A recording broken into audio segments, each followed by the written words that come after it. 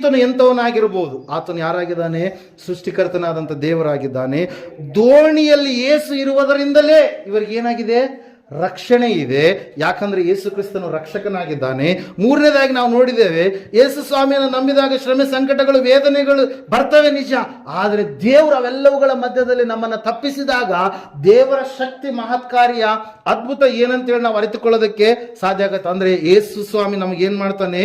ಸಹಾಯ ಮಾಡುವಂತ ದೇವರಾಗಿದ್ದಾನೆ. ನಾಲ್ಕನೇದಾಗಿ ನಾವು ನೋಡಿದ್ವಿ, ಅಲ್ಲ ಕಲ್ಲೋಲದ ಮಧ್ಯದಲ್ಲಿ ಸ್ವಾಮಿ ವಿಶ್ರಾಂತಿ ಪಡ್ತಾ ಇದ್ದಾನೆ. ಆ ವಿಶ್ರಾಂತಿ ಪಡೆಯುವಂತ ಸಮಯದಲ್ಲಿಯೇ ಇವರೇನಾದ್ರು, ಆ ಸಮುದ್ರ ಏನಾಯ್ತು? ಅಲ್ಲ ಕಲ್ಲಲ್ಲಾಯ್ತು. ನೀನು ದೇವರನ್ನು ನಂಬಿದ ಮೇಲೆ ಯೇಸು ಸ್ವಾಮಿಯನ್ನು ನಿದ್ದೆ ಮಾಡೋದಕ್ಕೆ ನೀನು ಬಿಡಬಾರ್ದು. ಅಂದರೆ ಭಕ್ತಿಯ ಜೀವಿತದಿಂದ ನೀನು ದೂರ ಆಗಬಾರ್ದು. ಆತನನ್ನು ನೀನು ಯಾವಾಗಲೂ ಕೂಡ ನೀನು ಬುದ್ಧಿಯುಳ್ಳ ಕನ್ನಿಕೆರೋಪಾದಿಯಲ್ಲಿ ಸಿದ್ಧಳಾದಂಥ ಸ್ಥಿತಿಯಲ್ಲಿ ನೀನು ಇರಬೇಕಿಲ್ಲ. ನಾವು ನೋಡ್ತಾ ಇದ್ದೇವೆ ಪ್ರಿಯರೇ, ಆ 4ನೇ ಅಂಶ ನಾವು ನೋಡಿದ್ವಿ ಏನಂತೇಳಿ, ಅಲ್ಲ ಕಲ್ಲೋಲದ ಮಧ್ಯದಲ್ಲಿ ಶಿಷ್ಯರು ಭಯಪಟ್ಟರು. ದೇವರು ಹೇಳ್ತಾ ಇದ್ದಾನೆ, ಯಾಕೆ ನೀವು ಭಯಪಟ್ರಿ? ನಾನು ನಿಮ್ಮ ಸಂಗಡ ಇದ್ದೇನೆ. ನಾನೇ ಹೇಳಿದ್ದೇನಲ್ವ ಆಚೆ ದಡಕ್ಕೆ ಹೋಗ್ತೀವಿ ಎಂಬುದಾಗಿ. ಯಾಕೆ ನೀವು ಭಯಪಟ್ರಿ ಅನ್ನುವಂಥ ವಿಷಯ 5ನೇದಾಗಿ ನಾವು ನೋಡಿದ್ವಿ. ಆ ಶಿಷ್ಯರಲ್ಲಿ ಇರ್ತಕ್ಕಂಥ ಒಂದು ಒಳ್ಳೆ ಸದ್ಗುಣ ಏನಂತಂದ್ರೆ, ಅವ್ರು ಭಯಪಟ್ಟರು ಕೂಡ ಅವ್ರು ಏನ್ ಮಾಡ್ತಾ ಇದ್ದಾರೆ? ಪ್ರಾರ್ಥಿಸ್ತಾ ಇದ್ದಾರೆ. Hallelujah, praise Lord. ಈ ಸಮಯದಲ್ಲಿ ಕೊನೆಯ ಮಾತನ್ನು ನಾನು ಈ ಸಮಯದಲ್ಲಿ ನಿಮಗೆ ಹೇಳಲು ಇಷ್ಟಪಡ್ತಾ ಇದ್ದೇನೆ. 5ರಿಂದ ಹೋದ್ರಮ್ಮ.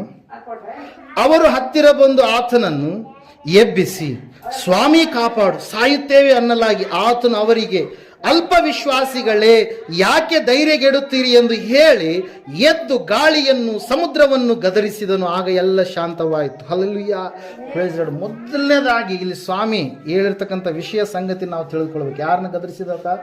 ಪ್ರಕೃತಿಯನ್ನು ಗದರಿಸಿದ್ನ? ಶಿಷ್ಯರನ್ನು ಗದರಿಸಿದ್ನ? ಹೇಳ್ರಿ, ಯಾರನ್ನ ಗದರಿಸಿದಾತ? ಪ್ರಕೃತಿಯನ್ನು ಗದರಿಸಿದ್ನ? ಶಿಷ್ಯರನ್ನ ಗದರಿಸಿದ್ನ? ಓದ್ರಿ 25ನೇ ವಚನ ಓದ್ರಿ. ಅವರು ಆತನ ಹತ್ತಿರ ಬಂದು ಎಬ್ಬಿಸಿ, ಸ್ವಾಮಿ ಕಾಪಾಡು, ಸಾಯುತ್ತೇವೆ ಅನ್ನಲಾಗಿ ಆತನು ಅವರಿಗೆ, ಅಲ್ಪ ವಿಶ್ವಾಸಿಗಳೇ, ಯಾಕೆ ಧೈರ್ಯಗೆಡುತ್ತೀರಿ ಎಂದು ಹೇಳಿ ಎದ್ದು ಗಾಳಿಯನ್ನು, ಸಮುದ್ರವನ್ನ ಗದರಿಸಿದನು. ಆಗ ಎಲ್ಲ ಶಾಂತವಾಯಿತು. ಹಲ್ಲೆಲೂಯಾ. ಮೊದಲು ಯಾರಿಗೆ ಆತ ಹೇಳಿ? ಮೊದಲು ಯಾರಿಗೆ ಹೇಳಿದಾತ? ಯಾರನ್ನ ಗದರಿಸಿದಾತ? ಯಾರನ್ನ ಎಚ್ಚರಿಸಿದಾತ? ಯಾರನ್ನ? ಶಿಷ್ಯರನ್ನ. ಹಲ್ಲೆಲೂಯಾ. ನಾವು ನೋಡ್ತಾ ಇದ್ದೇವೆ, ಮೊದಲು ಶಿಷ್ಯರಲ್ಲಿರ್ತಕ್ಕಂಥ ಅವಿಶ್ವಾಸ ಎನ್ನುವಂಥದ್ದು ತೊಲಗಿ ಹೋಗ್ಬೇಕು. ಶಿಷ್ಯರಲ್ಲಿ ಇರ್ತಕ್ಕಂಥ ಆ ಒಂದು ಭಯಾಂದೋಳನೆ ಎನ್ನುವಂಥದ್ದು ತೊಲಗಿ ಹೋಗ್ಬೇಕು. ಅವರಲ್ಲಿರ್ತಕ್ಕಂಥ ಆ ಒಂದು ನಿರೀಕ್ಷೆ ಇರಲಾರ್ದಂಥ ಸ್ಥಿತಿ ಎನ್ನುವಂಥದ್ದು ತೊಲಗಿ ಹೋಗ್ಬೇಕು. ಅದಕ್ಕಾಗಿ ವಾಕ್ಯದಲ್ಲಿ ನಾವು ನೋಡ್ತಾ ಇದ್ದೇವೆ, ಮೊದಲನೇದಾಗಿ ಶಿಷ್ಯರು ಏನ್ ಮಾಡಿದ್ನ? ಶಿಷ್ಯರನ್ನು ಕಟ್ಟಲ್ಪಡಬೇಕು. ಶಿಷ್ಯರಿಗೆ ಅಧಿಕಾರ ಇದೆ ಎಂಬುದಾಗಿ ಅವ್ರು ತಿಳಿದುಕೊಳ್ಬೇಕು.